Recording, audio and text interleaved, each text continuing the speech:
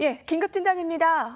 하 바닥에 또 뚫렸다라는 부분, 패닉 부분. 이 검은 목요일에 이어서 이제 블랙데이라는 그 요일 명칭이 무색할 정도로 매일매일이 블랙데이입니다. IBK 투자증권 스마트금융팀 박성원 차장과 함께 저희 긴급 진단으로 준비를 해봤어요. 오늘은 안녕하십니까? 네, 안녕하세요. 네, 들어오시자마자 제가 막 질문을 드려도 시장 보기 바쁘세요. 그리고 좀 저는 분위기 세신을 좀 하려고 농담을 드려도 표정이 안 좋으세요. 이만큼 지금 이 어두운 시장 상황에서 굉장히 녹아들어서 함께하고 계십니다. 그 미증시가 올해 상승분을 거의 다 반납을 했다. 이제 비관적인 전망도 이제 미국 증시 안에서 솔솔 나오던데요. 뭐 그럴 수밖에 없습니다. 실제 저희가 지난번에 방송을 누차 말씀드렸지만 무역 분쟁과 관련된 지표가 서서히 이제 반영되기 시작하는 것이 4분기 정도부터 지표에서 나올 것이다라고 말씀을 계속 드렸고요. 그에 대한 영향으로 이제 IT를 포함한 뭐 미국 증시도 이제 조정을 받고 있습니다. 아직까지 이제 무역 분쟁 이슈가 뭐 아직 장기화되는 분위기고, 그다음에 미국 시장에서 이제 다운사이드 리스크가 일단 시작이 되면 신흥국이 먼저 이제 주가는 빠졌지만 미국 쪽이 빠지면서 이제 그 영향을 고스란히 똑같이 받습니다. 그래서 19년도에 대한 경제에 대한 전망치도 다운사이드가 결국 될 수 있다는 거고요. 최근에 이제 미국 증시에 대해서 이제 올해 S&P 관련해서 20% 정도가 성장을 했는데 내년도 성장에 대해서는 한 10% 정도 성장에 그칠 수 있다는 이야기가 나오니까 결국 이제 미국 증시도 거기에 대해서 반응을 하면서 네. 주가 빠지고 있는 분위기고요. 그 부분 때문에 이제 어제도 빠졌는데, 국내 시장을 본다면 2100선 정도는 PBR이 0.93배, 그리고 12개월 포드 기준 7.9배, 2016년도와 2011년도에 이제 금융위기가 있었던 상황까지 레벨이 빠졌습니다. 근데 이제 현재 2050포인트 정도까지도 하향 이탈하고 있는데요. 전체적으로 봤을 때는 뭐 PBR 기준으로 봤을 때 이전에서는 매도의 실익은 분명히 없습니다. 지금은 뭐 거의 패닉 투매 상태이기 때문에 그런 상황이고요. 그래서 일단은 그 부분에 대해서는 저희가 좀 더 말씀을 뒤에 드리겠지만 지금은 매도 실익은 없다 이렇게 보겠습니다. 예, 지금 실시간으로 10시 20분 현재 코스피 코스닥이 하락을 조금 만회하는가 싶었지만 계속 더 낙폭을 좀 유지를 하면서 더 확대를 하고 있고요. 코스닥도 좀 줄이는가 싶었지만 그거는 뭐 반등 잠깐이지 계속 하락 추세는 계속 나타내고 있습니다. 이러다 코스피 2000선 일단 하회하는 부분들, 2000선 이탈 부분도 염두를 해둬야 되는 것이겠죠? 네, 저는 개인적으로 오히려 뭐 2000선을 한번 깨고 갔다 오는 게 빨리 좀 하루 안에 그냥 심리적으로는 빨리 갔다 오는 게 낫다? 그렇죠. 심리적으로는 좀 더 편안해질 수 있다는 느낌입니다. 어차피 지금 2040 정도 포인트이기 때문에 하루 정도 더 빠지면 사실 2000포인트가 위협받는 수준입니다. 따라서 최근에 조금 이야기를 다르게 하자면 2016년도 당시에 중국의 자본 유출 위기가 있었을 때 그때 당시에 S&P 500이 고점 대비 14% 정도 조정을 받은 이후에 리바운딩을 줬습니다. 당시에 이제 긴축에 대한 부분에 대해서 완화 정책이 미국에서 시작이 되면서 고점 대비 S&P가 14% 조정받고 올라왔기 때문에 전일 기준으로 본다면 S&P가 전체적으로 봤을 때는 지금 9.4% 정도 빠졌습니다. 따라서 추가적인 하락폭을 거기에 대비를 하자면 약 한 5% 정도는 추가적인 하락 여지는 있어 보이고요.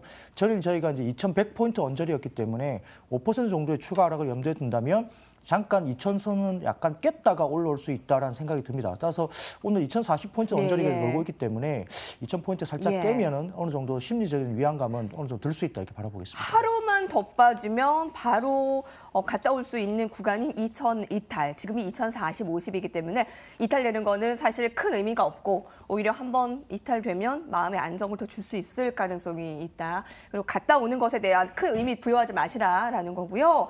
네. 많은 분들께서 선호했던 종목 엔터주 좀 계속 얘기가 나오고 있습니다. 왜냐하면 코스닥의 두 축이었기 때문이죠. 한축 제약, 한축 엔터.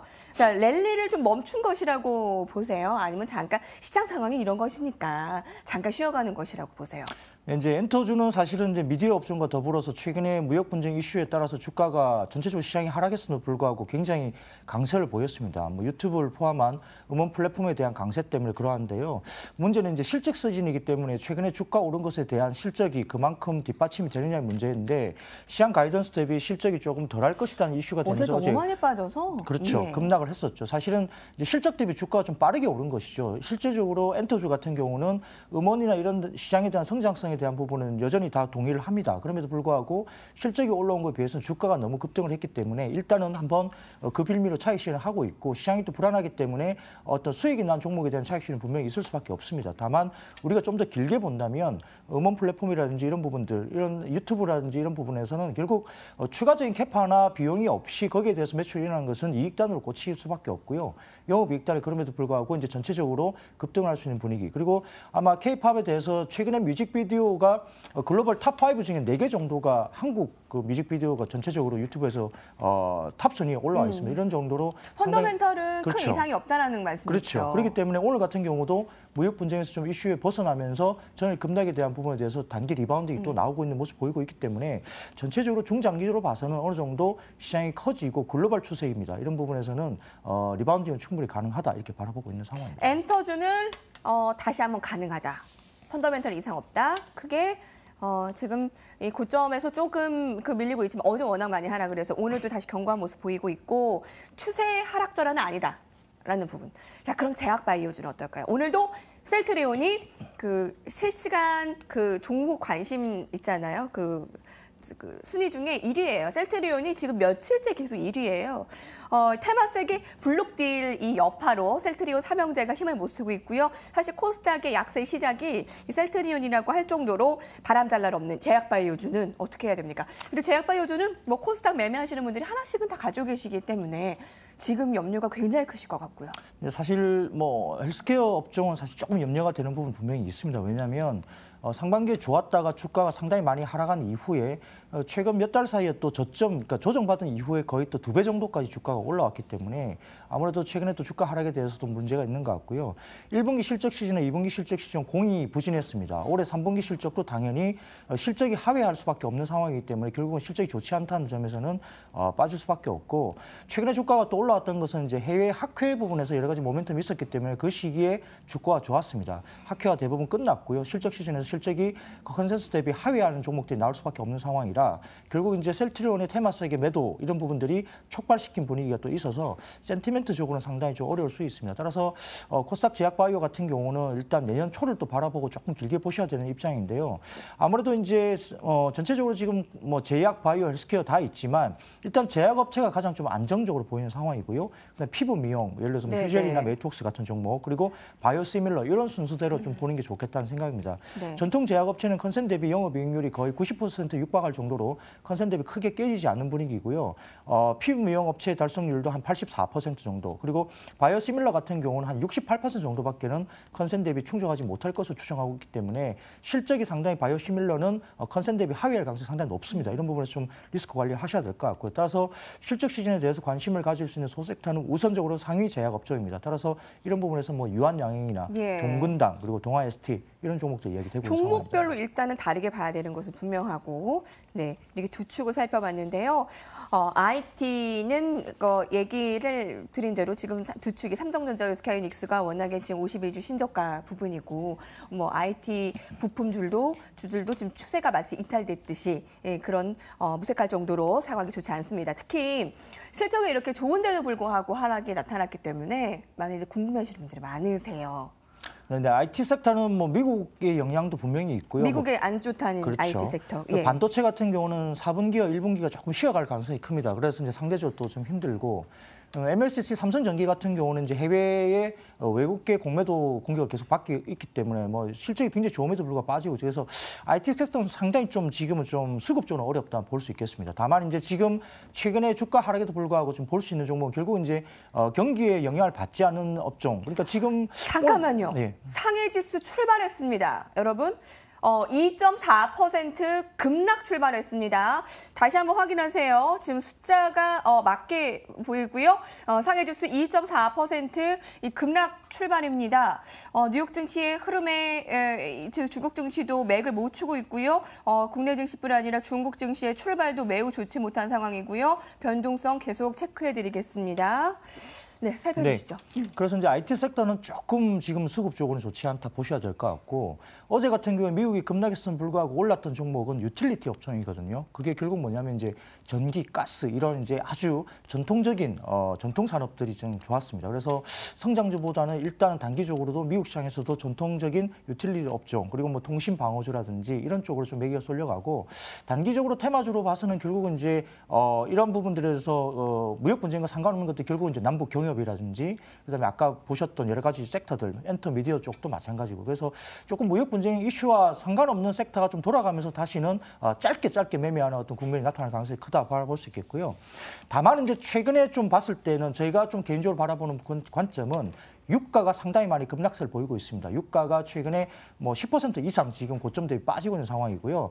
미국의 원유 재고가 상당히 많이 늘고 있고 또한 수요가 또 조금 약간은 좀 주춤한 분위기고 이란 제재가 11월 초에 있음에도 불구하고 지금 사우디가 증설을 맞으면서 결국에 유가가 올라갈 수 있는 여지가 상당히 없어 보입니다. 따라서 유가가 하향 조정된다면 최근에 그 유가 수혜 업종 중에서 그래도 센티멘탈적이나 그리고 실적이나 이런 부분 봤을 때는 네? 석유화학 업종이 상당히 좋아 보이거든요. 이런 부분도 지금 마지막 질문까지 주시는 그렇죠. 건가요? 의견까지요? 투자 전략이요? 그래서 전체적으로 이런 부분에 봤을 때는 아마 최근에 봤을 때는 석유화학 업종이 이제 유가에 대해서 석유화학 업종의 매수 전략 그리고 석유화학 쪽의 매수 전략. 정유 쪽에는 약간의 매도 전략이 유효한데 다만 이제 정유에 대해서는 변수가 하나 있습니다. IMO 2020이라는 어떤 부분에 대해서 정상적으로 지금 트럼프 대통령이 이제 IMO 2020에 대해서 언급을 했다 상당히 정유주가 많이 빠졌는데 IMO 2020이 전체적으로 그냥 정상적으로 진행된다라고 오늘 뉴스가 또 나왔기 때문에 S-오일 포함한 배당과 관련해서 마찬가지지만 정유주가 또한 이제 반등 국면을 접어들 수 있다 이런 부분에서는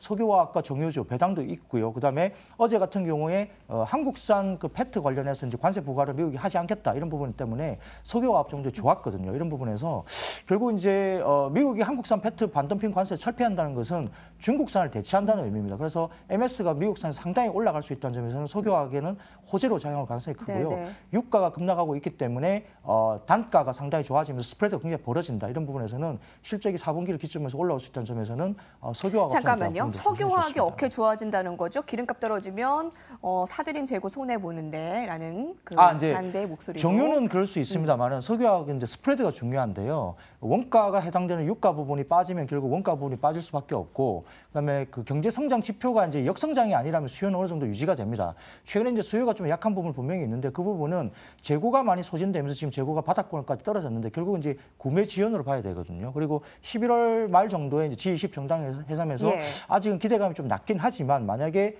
중국과 미국의 무역 분쟁이 조금 완화 기조가 이루어지면 수요가 폭발할 수 있습니다. 따라서 이런 부분에서는 어느 정도 괜찮은 가격이다 볼 수 있겠습니다. 그 매매 잘하시는 분들은 그리고 이제 좀 지금 자신감 있으신 분들은 그 단기 바닥이라는 부분은 좀 공통적인 심리를 가지고 있으셔서 그 단기 매수하시는 분들 있으실 거란 말이에요. 오늘도 이제 반발 매수 들어올 텐데 그게서도 석유화학인가요? 석유화학 쪽은 어제 뭐 보시면 알겠지만 대한유와 뭐 롯데케미칼 급등을 보였거든요. 어제 장에서도. 그래서 최근 보면 롯데케미칼은 외국인이 몇 달째 계속 사면서 기관들의 손절매 때문에 빠졌는데요. 전에 같은 경우에는 대한유화가 대규모 기관 매수가 유입이 됐고 괜찮다. 그렇죠. 오전에도 유입이 들어왔습니다. 또한 롯데케미칼도 지금 역사적 밸류를 봤을 때 한 27만 원 정도가 바닥권이라고 인식이 되고 있기 때문에 지금 자리에서는 크게 잃을 만한 자리는 아니다. 그리고 배당도 지금 최근에 정유주가 배당이 높다고 하지만 석유화학 업종들이 워낙 많이 빠졌기 때문에 지금 시가 배당률은 한 5%까지 나오거든요. 그래서 배당도 상당히 유리한 국면이기 때문에 석유화학 종목 상당히 유밀하다 이렇게 보겠습니다. 네, 여기까지 보겠습니다. 오늘 긴급 진단으로 바닥이 또 뚫려 하루 만에 또 악몽으로 와닿은 국내 증시 상황 살펴봤고요. 글로벌 패닉 장세 언제까지 이어질 것인가에 대한 IBK 투자증권 스마트금융팀 박성원 차장께서 함께 자리해 주셨습니다. 고맙습니다. 감사합니다.